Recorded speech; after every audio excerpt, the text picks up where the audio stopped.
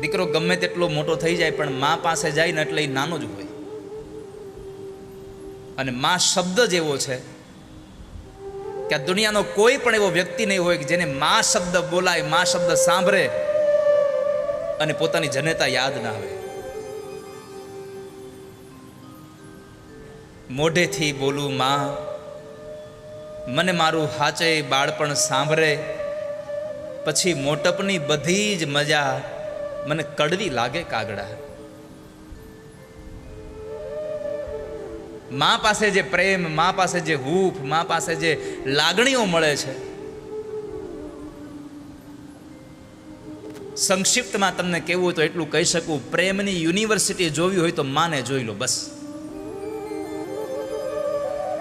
પ્રેમની યુનિવર્સિટી છે માં.